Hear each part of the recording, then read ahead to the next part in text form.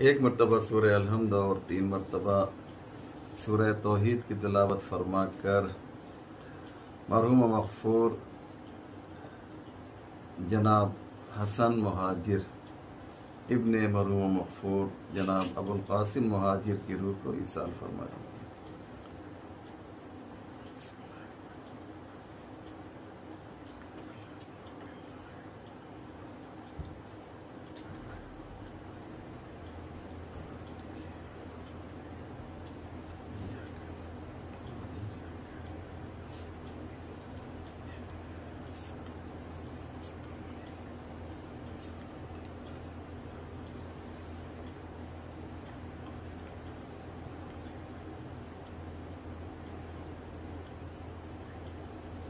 ला हौला वला कुव्वता इल्ला बिल्लाहिल अलिय्यिल अज़ीम। हस्बुनल्लाहु व निअमल वकील, निअमल मौला व निअमन नसीर।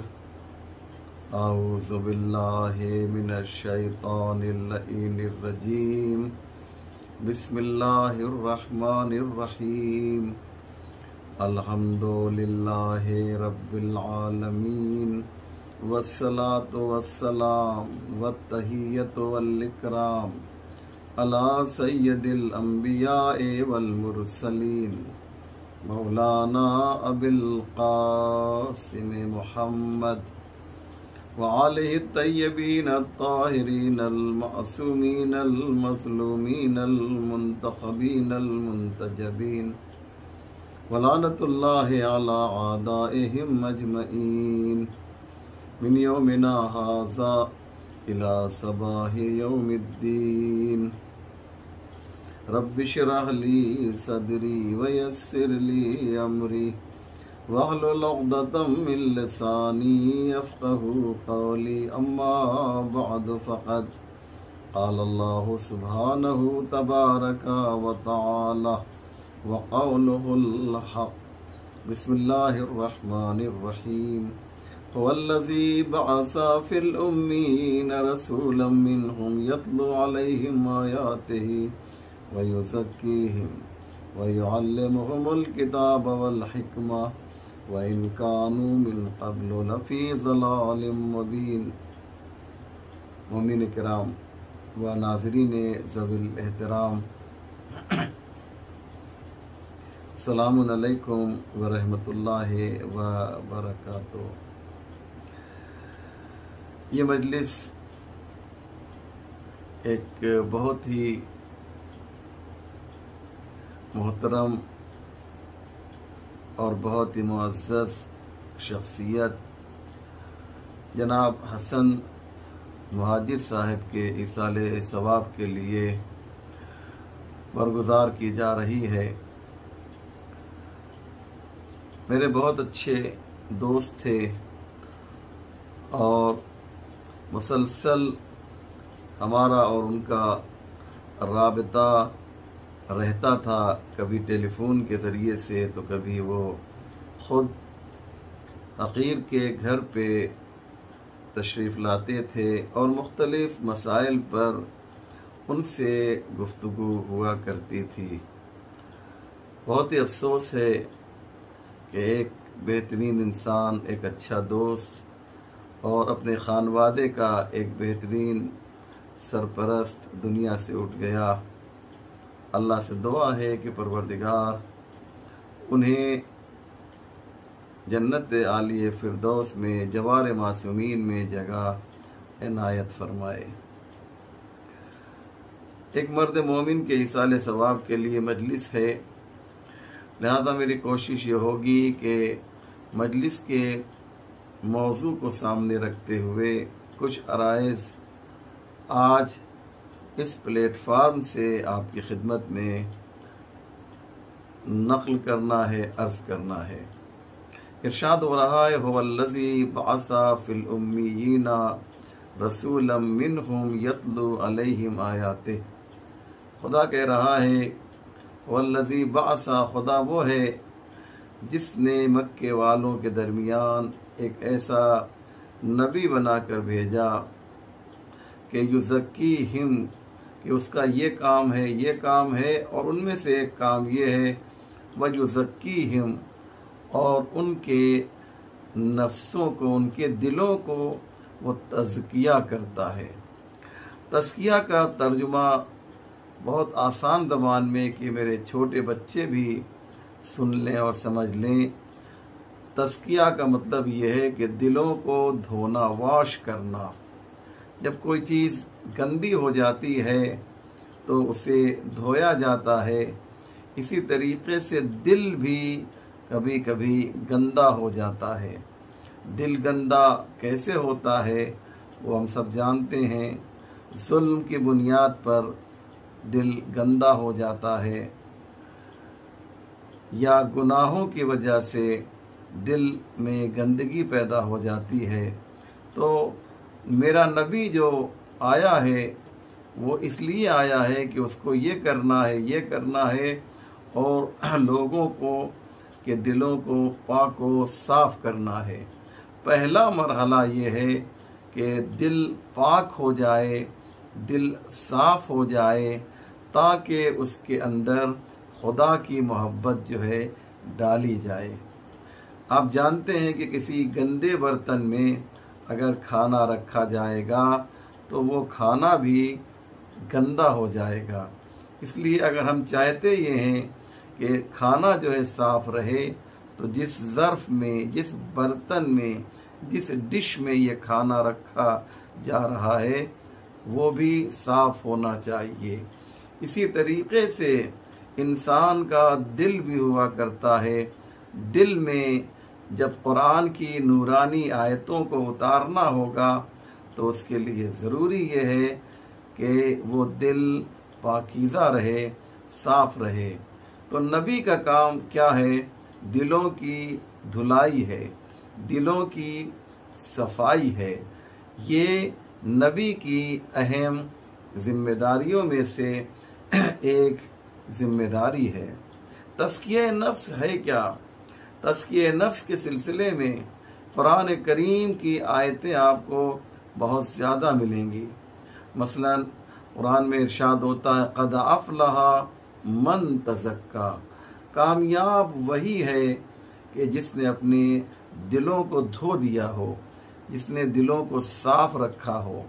याद रखिए, हमारे यहाँ कामयाबी का जो मेयार है वो कुछ और है। हमारे यहाँ कामयाब वो है जिसका बैंक बैलेंस बहुत ज़्यादा हो। कामयाब वो है जिसकी ज़ाहिरी ज़िंदगी बहुत कामयाब है, बहुत आगे बढ़ चुकी है। लेकिन अल्लाह कहता है क़द अफ़लहा मन तज़क्का, जिसने ख़ुद को पाको पाकीज़ा रखा वो बहुत ही कामयाब है। मैंने अर्ज़ किया कि मरहूम हसन मुहाजिर साहब के इसाले सवाब के लिए ये मजलिस बरगुज़ार की जा रही है। लिहाजा उनकी शख्सियत को, उनकी पर्सनालिटी को देखते हुए कुछ बातें आज मुझे अर्ज़ करना है। आप देखें, कुरान में एक बहुत ही मशहूर और मारूफ सूरा है जिसे सूरह वश्शम्स कहते हैं। उसमें भी परवरदिगार आलम जो है इसी बात का तज़किरा कर रहा है। लेकिन तज़किरा करने से पहले कसमें खा रहा है, कसम खा रहा है। वश्शम्से वज़ुहाहा, कसम है सूरज की और उसकी रोशनी की। आप जानते हैं परवरदिगार ने इस सूरे में मुसलसल कसमें खाई हैं। मैं आयत पढ़ता हूँ आपकी खिदमत में। वश्शम्से वज़ुहाहा, कसम है सूरज की। वल-क़मर इज़ा तलाहा, कसम है चाँद की। वन-नहार इज़ा जल्लाहा, मैं पूरा तर्जुमा नहीं पढ़ रहा हूँ क्योंकि मेरे पास ज़्यादा वक्त नहीं है। वल-क़मर इज़ा तलाहा वन-नहार इज़ा जल्लाहा, कसम है दिन की जबकि वो चमक रहा हो। वल-लैल इज़ा यग़शाहा, कसम है रात की। वस्समाए वमा बनाहा, कसम है आसमान की। वल-अर्ज़ वमा तहाहा, कसम है ज़मीन की। वनफ्सिन वमा सव्वाहा, कसम है नफ्स इंसानी की। अब जो इतनी कसम खाई है तो इसके पीछे राज क्या है? याद रखिएगा, अगर मैं कहूँ कसम है अल्लाह की, या कसम है रसूल खुदा की, या कसम है इमाम हुसैन की, और कहकर मैं खामोश हो जाऊँ तो आप यही तो कहेंगे ना, मौलाना कसम तो आपने खाई है, लेकिन किस चीज़ के लिए कसम खा रहे हैं? मैं कहूँ कुरान की कसम या कसम है कुरान की, उसके बाद खामोश हो जाऊं, तो इसका मतलब ये कि एक बात मुझे अभी और कहना है, एक सेंटेंस मुझे अभी बयान करना है। तो ये कसम जो है हम किस चीज़ की खा रहे हैं? तवज्जो कीजिएगा, किस लिए कसम खा रहे हैं? हमने कहा कसम है अल्लाह की के, अब उसके बाद जो बात मैं कह रहा हूँ उसे जवाब कसम कहा जाता है। ऐसे अल्लाह जो है मुसलसल कसमें खा रहा है। कसम है सूरज की, कसम है चांद की, कसम है दिन की, कसम है रात की, कसम है आसमान की, कसम है जमीन की, कसम है नफ्स की। फ़अल्हमहा फुजूरहा व तक़वाहा, ये नफ्स वो है कि जिसके ऊपर अल्लाह जो है अच्छाई और बुराई दोनों को इल्हाम कर चुका है, यानी नफ्स को बता चुका है अच्छाई क्या है और बुराई क्या है। इतनी कसम अल्लाह ने खाई है, परवरदिगार इतनी कसम खा रहा है, तो कोई बहुत ही इम्पोर्टेंट मैसेज देना चाह रहा है। मिसाल के तौर पर मेरे जेब में 100 रुपया हो और मैं आपके सामने कहूँ कसम है अल्लाह की कि ये 100 रुपया है। आप कहेंगे मौलाना ये कौन सी बात है कि आप जो है इतनी सी बात के लिए कसम खा रहे हैं, है ना? तो कसम जो है खाई जाती है जिस चीज़ के लिए बहुत ही इम्पोर्टेंट होती है वो चीज़। मसलन मैं कसम खाऊं कि कसम है अल्लाह की कि 2+2 जो होता है वो 4 होता है। आप कहेंगे मौलाना ये तो बहुत सामने की बात है, कहीं इसके लिए भी कसम खाई जाती है? जो चीज़ बहुत ही क्लियर हो, जो चीज़ बहुत ही वाज़े हो, जो बहुत हल्की हो, उसके लिए कसम नहीं खाया जाता। कोई संगीन चीज़ होनी चाहिए, उसके लिए कसम खाइए। तवज्जो कर रहे हैं ना? तो कसम है इतनी चीज़ों की, परवरदिगार किस चीज़ के लिए कसम खा रहा है? आवाज़ आई क़द अफ़लहा मन ज़क्काहा, वही कामयाब है जिसने अपने नफ्सों को पाकीज़ा रखा है। यानी क्या मकसद? परवरदिगार बताना चाहता है कि तुम्हारा नफ्स जो है पाकीज़ा होना चाहिए। आपने अंदाज़ा लगाया अल्लाह भी कसम खा रहा है, तो हम भी कसम खाते हैं और परवरदिगार भी कसम खाता है। तवज्जो कीजिए मैं क्या कह रहा हूँ, शायद कोई बात आप तक पहुँचा सकूँ। आज बहुत इंपॉर्टेंट मजलिस से जो मैं पेश कर रहा हूँ। आप देखिए कसम हम भी खाते हैं। हम कसम किसकी खाते हैं? हम कसम खाते हैं अल्लाह की। हम कसम किसकी खाते हैं? रसूल खुदा की। हम कसम किसकी खाते हैं? मसलन इमाम हुसैन की या जनाब अब्बास की कसम खाते हैं। यही तरीका है ना कसम खाने का। क्यों? इसलिए कि ये हमसे बड़े हैं। अल्लाह अकबर, अल्लाह तो सबसे बड़ा है। अल्लाह की कसम खाते हैं, रसूल खुदा की कसम खाते हैं, मौला अली की कसम खाते हैं, जनाब अब्बास की कसम खाते हैं। ये सब हमसे जो हैं बड़े हैं। तो कसम का कानून ये हुआ कि जो हमसे बड़ा हो उसकी कसम खानी चाहिए। अल्लाह भी कसम खा रहा है, तो क्या अल्लाह जिसकी कसम खाएगा वो अल्लाह से बड़ा होगा? तवज्जो कीजिएगा। हम कहेंगे साहब नहीं। क्यों? इसलिए कि अल्लाह से बड़ा कोई है ही नहीं। सबसे बड़ी जात अगर कोई है तो वो अल्लाह की है।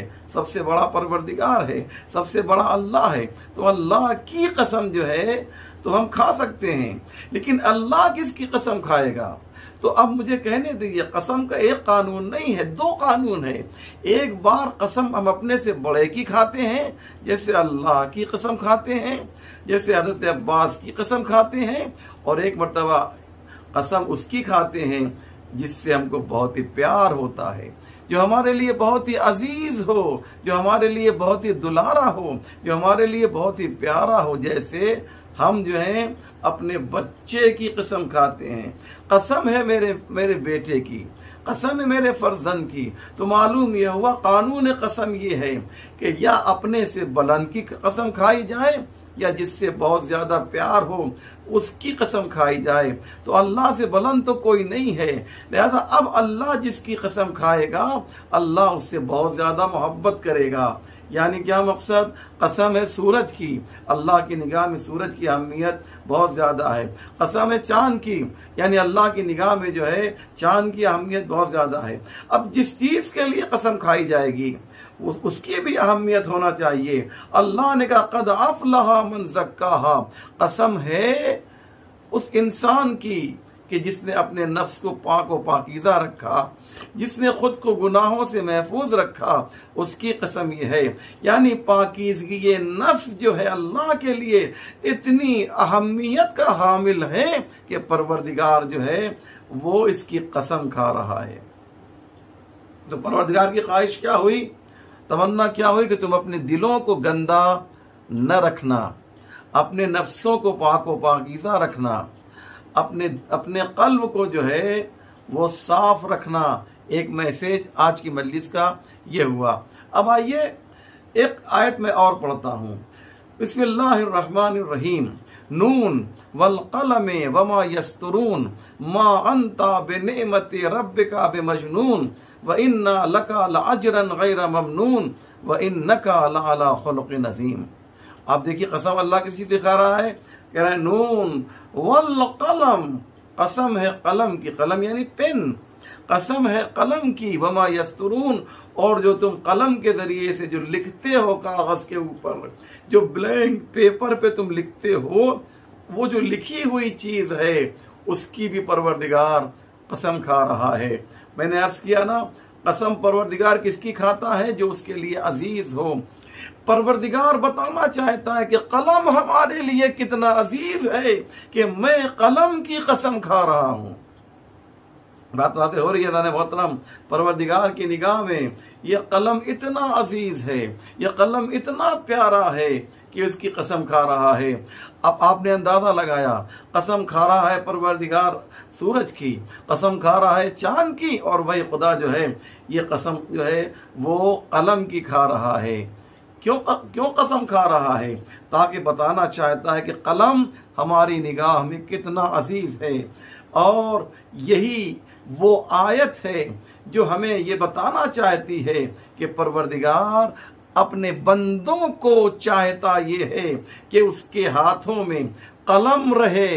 तो कसम जो है वो कलम की खाई जा रही है। अब मुझे एक बात कहने दीजिए, ये कुरान कब नाजिल हुआ है? आज से 1400 साल पहले ये कुरान नाजिल हुआ है। तवज्जो है ना, आज से 1400 साल पहले ये कुरान नाजिल हुआ है। उस माहौल में जब पैगंबर इस्लाम आलम अनवार से इस जमीन के ऊपर तशरीफ लाए थे तबलीग दीन मुबीन करने के लिए, तो उस मौके पर जो जाहिल अरब थे वो तलवारों की कसम खाया करते थे। वो जो है तलवार की कसम खाते थे, वो नेज़े की कसम खाते थे, वो अपने असलहों की कसम खाते थे। उस माहौल में कि जहां पर फैशन बन गया था कि वो तलवार की कसम खाएं, उस माहौल में दीन मुबीन इस्लाम आकर बताता है कि इस्लाम जो है वो तलवार की कसम को अहमियत नहीं देता, बल्कि कलम की कसम को अहमियत देता है। आप अंदाजा लगा रहे हैं कि मैंने क्या कहा? उस माहौल में परवरदिगार आलम जो है ये बताना चाहता है कि देखो, कसम खाना हो तो वो हमने कसम खाई है कलम की। कलम की अहमियत क्या है हम और आप जानते हैं कि कलम जो है, कलम यानी जिस चीज से लिखा जाए। अगर आप तसव्वुर कीजिए कि अगर इस दुनिया में सिर्फ 2 दिन के लिए कलम काम करना बंद कर दे, जैसा भी कलम हो, पेंसिल की शक्ल में हो या डॉट पेन हो या जैसा भी हो, इंक पेन हो, जैसा भी कलम हो, अगर ये काम करना बंद कर दे तो दुनिया का जो सिस्टम है वो करप्ट हो जाएगा, दुनिया का जो निजाम है वो खत्म हो जाएगा। क्यों? इसलिए कि कलम के ऊपर पूरी दुनिया रुकी हुई है। ये जो असलहा बनाया गया है इसका दारो मदार भी कलम ही के ऊपर है।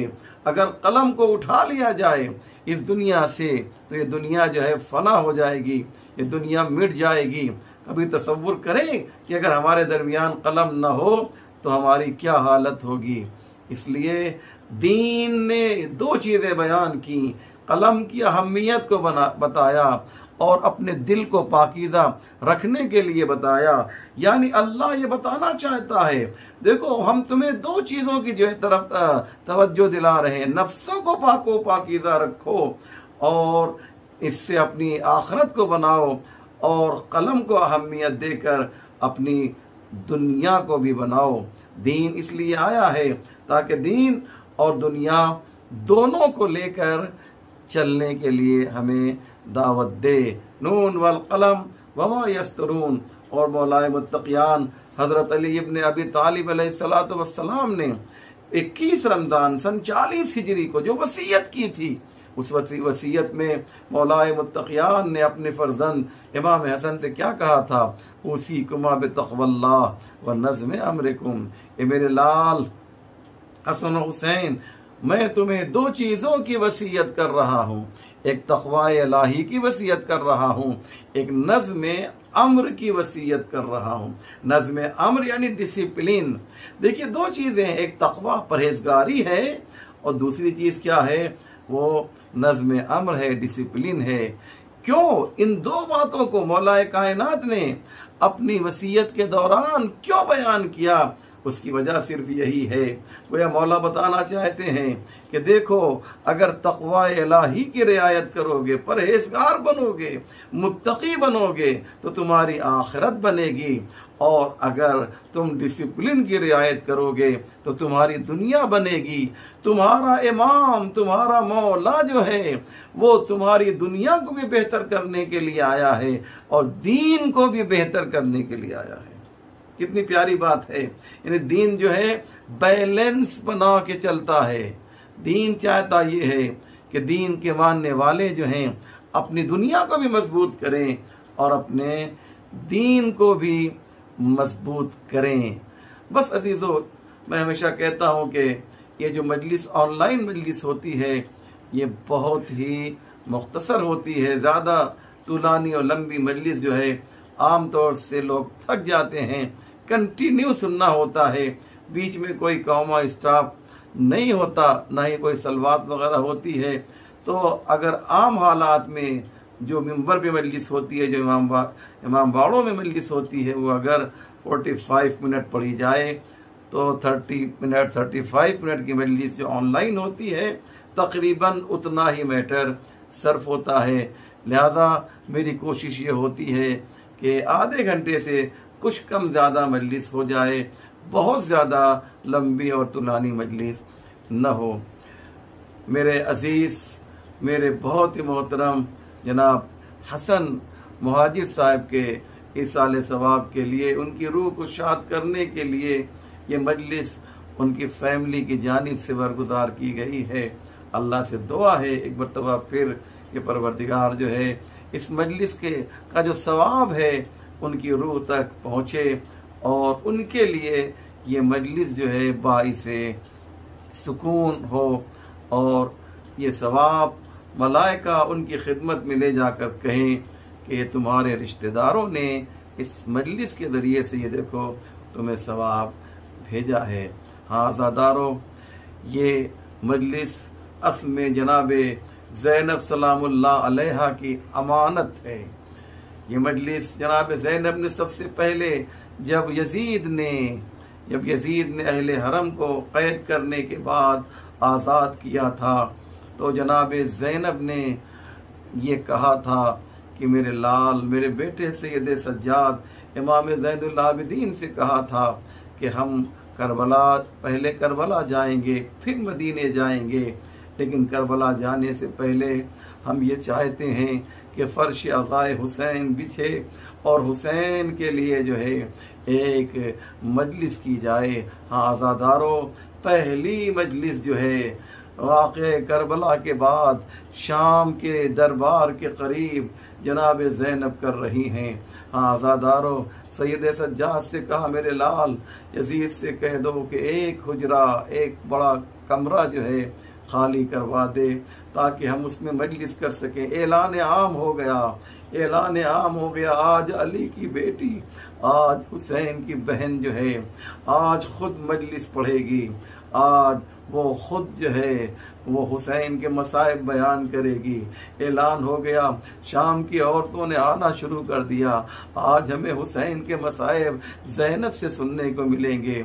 जनाब ज़ैनब एक बुलंद मकाम पर जाती हैं और जाने के बाद कहती हैं जो हमें पहचानता है पहचानता है, जो नहीं पहचानता ज़ैनब उसे पहचानवाए देती है, देखो मैं मोहम्मद मुस्तफ़ा की नवासी हूँ, मैं अली और फातिमा की बेटी हूँ। मुझे यजीद ने हमारे घर वालों को करबला में 3 दिन का भूखा और प्यासा जो है कत्ल कर दिया। आज़ादारों, एक जाकिर जो है जब मिंबर पे जाता है, वो जब मजलिस पढ़ता है ना, तो आप किस तरह से गिरिया करते हैं, आप किस तरीके से आंसू बहाते हैं। एक जो है एक जाकिर जो है जब गिरिया करता है तो आप किस तरीके से रोते हैं, किस तरीके से गिरिया फरमाते हैं। अज़ादारों ज़ैनब सलामुल्लाह अलैहा भी जाकिर हैं, लेकिन जाकिर में और जनाब ज़ैनब में फ़र्क ये है, इस जाकिर ने किताब में देखा है कि करबला में हुसैन शहीद किए गए। इस जाकिर ने किताब में देखा है कि अब्बास के बाजू कलम हुए। इस जाकिर ने किताब में पढ़ा है कि जनाब कासिम का लाशा पामाल किया गया। इस जाकिर ने किताब में पढ़ा है कि अली अकबर के सीने पर नेज़े का फल लगा। हाँ आज़ादारों, अपनी आंखों से देखा नहीं, फिर भी आप फूट फूट कर गिरिया करते हैं, फिर भी आप रोते हैं, अपने आंसुओं को आप जो है कंट्रोल नहीं कर पाते, आपके आंखों से आंसू निकल पड़ते हैं। जरा तसव्वुर कीजिए, आज ज़ैनब खुद जो है हुसैन के मसाइब बयान करेगी। वो ज़ैनब कि जिसने अपने आंखों से हुसैन को ज़िबा होते हुए देखा है, वो ज़ैनब जिसने कासिम का पामाल लाशा देखा है, वो ज़ैनब जिसने अली असगर के गले के ऊपर हुरमुला का तीरे से शोभा का निशान देखा है। आज ज़ैनब जो है वो खुद जो है, आज ज़ैनब खुद मसाइब बयान कर रही है। शाम की औरतों ने रोना शुरू किया, गिरिया शुरू किया, पूरा माहौल जो है गमगीन हो गया। ज़ैनब मसाइब पढ़ रही हैं, शाम की औरतें गिरिया कर रही हैं। बस मैं ख़त्म कर रहा हूँ अजीज़ों। एक मरतबा जनाब ज़ैनब ने ये तमाम बातें कही और कहने के बाद जनाब ज़ैनब कहती हैं, ए शाम की औरतों, ए शाम की औरतों, तुम इस मजलिस में आई हो तो ज़ैनब तुम्हारा शुक्रिया अदा करना चाहती है, ज़ैनब तुम्हारा शुक्रिया अदा करना चाहती है, लेकिन एक गुजारिश भी करना चाहती है, एक रिक्वेस्ट भी करना चाहती है। ए शाम की औरतों, देखो हम तो जा रहे हैं, लेकिन इस जिंदान में हमारी एक अमानत छूट गई है, हमारी एक अमानत छूट गई है। ए शाम की औरतों, देखो जब तुम्हें कभी कभी वक्त मिले तो मेरी सकीना की कब्र पे आकर एक सूरह फातिहा पढ़ देना। सकीना एहसास तन्हाई न करे। वसयालमुल लज़ीना ज़लमू अय्यामुन क़लबिन यनक़लिबून। इन्ना लिल्लाहि व इन्ना इलैहि राजिऊन। रिज़न बिक़ज़ाइही व तस्लीमन लिअम्रिही।